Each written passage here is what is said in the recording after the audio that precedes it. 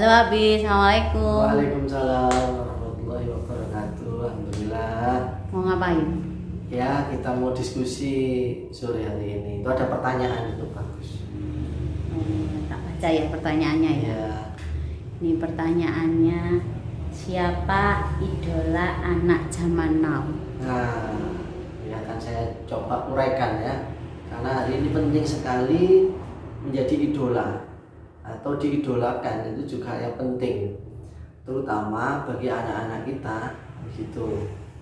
Sekarang idola zaman sekarang itu sifatnya sangat umum.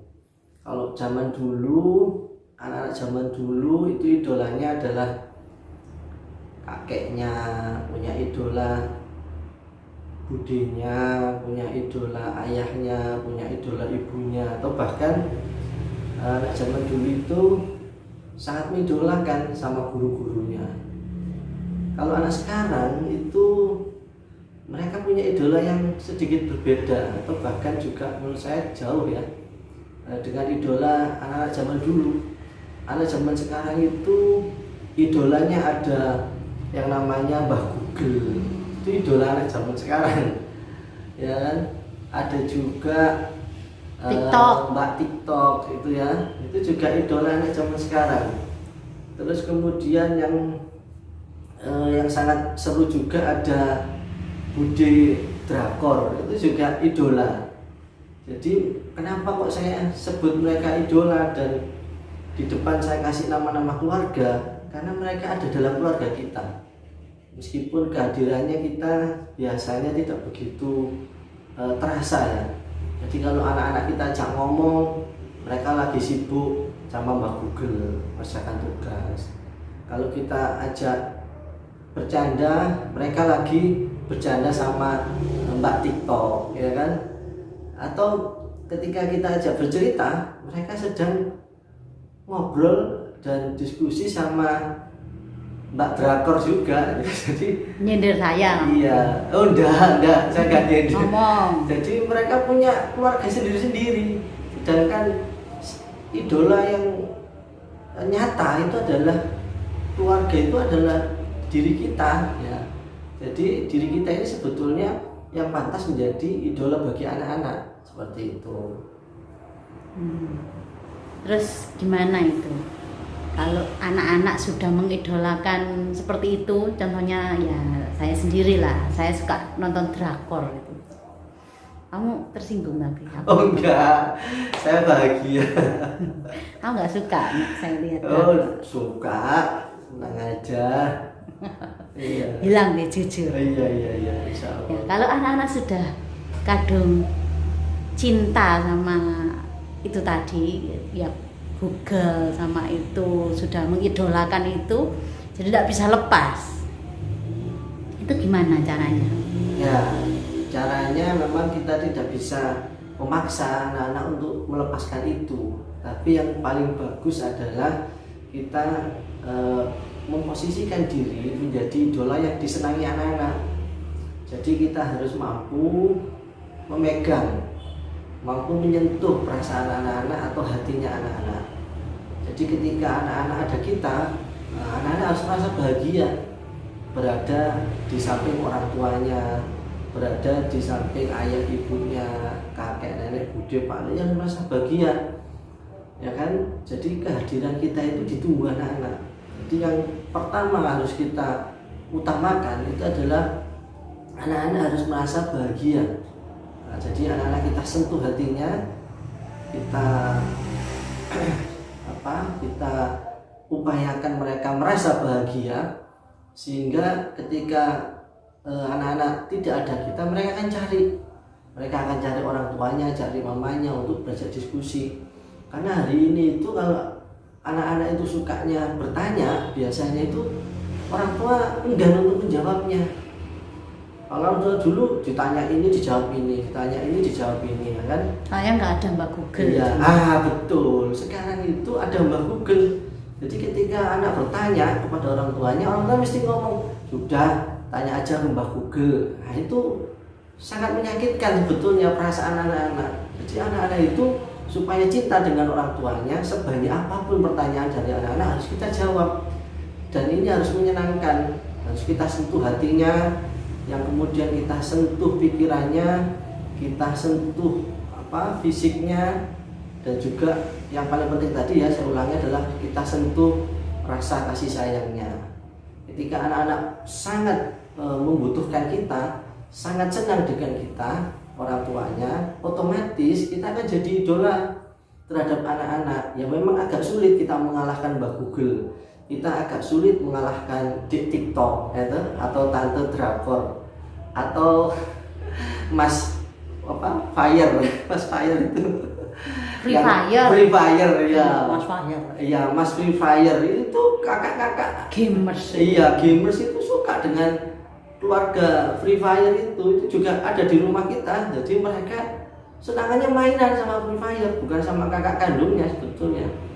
Ya memang itu sulit, tapi saya garis bawahi bahwa anak-anak masih punya hati, mereka punya perasaan.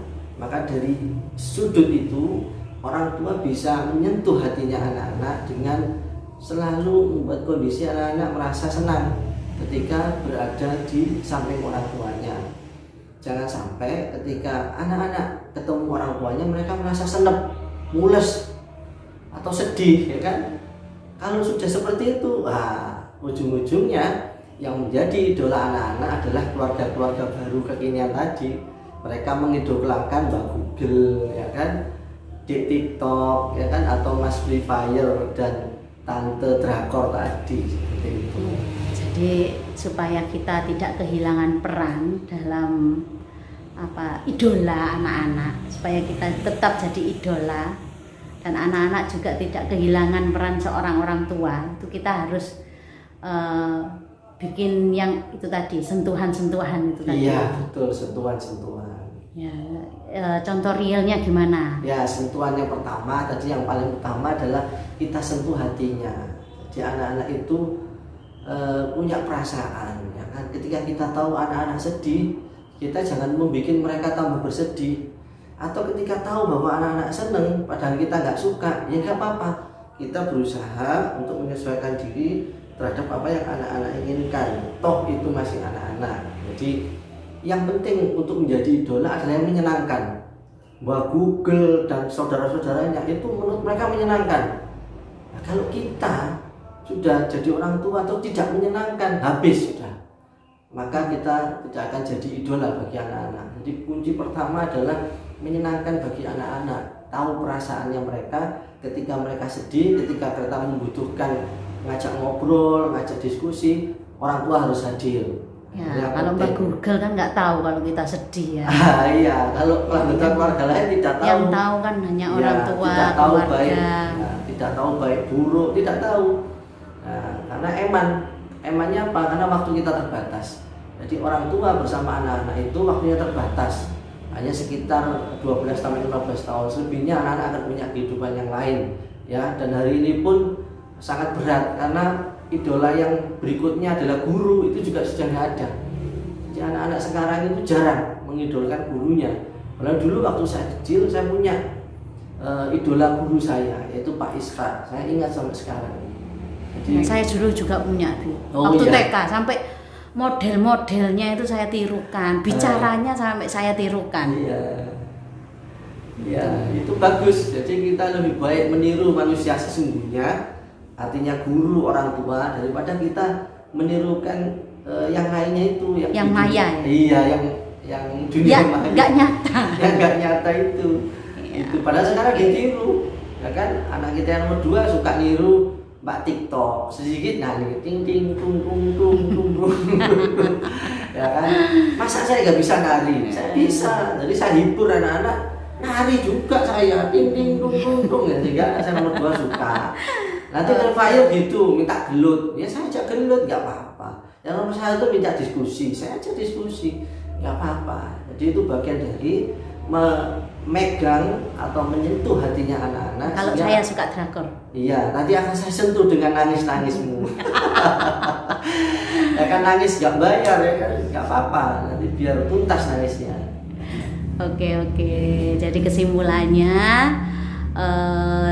kalau kita ingin jadi idolanya anak-anak zaman now, berarti kita harus menyentuh hatinya, menyenangkan hatinya, mengajak mereka, mengembirakan, mengajak mereka diskusi, pinginnya apa sih, yang disenangi apa, itu yang kita penuhi.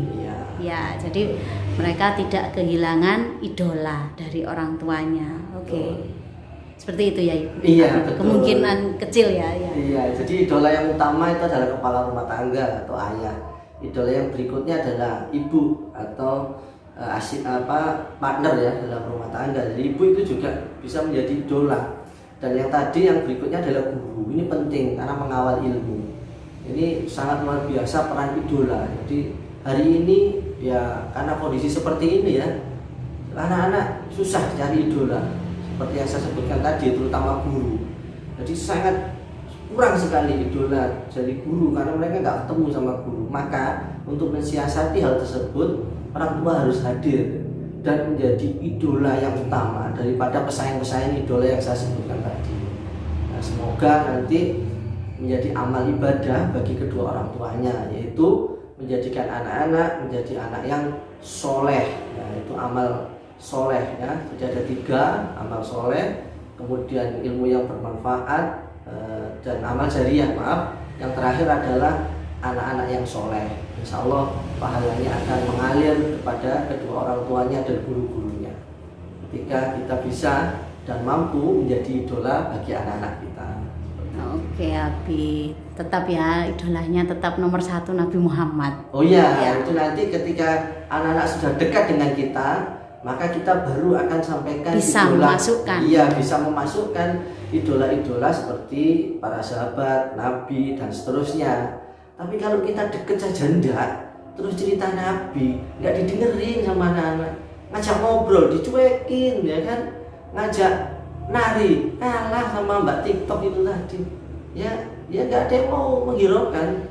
Tapi kalau sudah kita pegang hatinya, insya Allah anak-anak tidak usah kita suruh, maka dia akan dekat ke kita. Segalanya pasti akan ditanyakan ke anak-anak, ditanyakan anak-anak ke orang tuanya. Tapi itu tadi, orang tua harus memberikan jawaban yang bagus, yang benar, sehingga mereka mendapat ilmu yang benar-benar ilmu yang bermanfaat seperti itu. Oke Abi, mungkin cukup sekian ya hari ini. Alhamdulillah dapat pencerahan. Iya, semoga nanti Abi bisa jadi teman drakor saya. harus mengidolakan saya. Oh iya, saya pasti mengidolakan. Limin Bu. Iya Limin. 11-12 gitu ya. Iya. Ya, terima kasih Abi untuk bincang-bincangnya hari ini. Assalamualaikum. Waalaikumsalam. Dadah.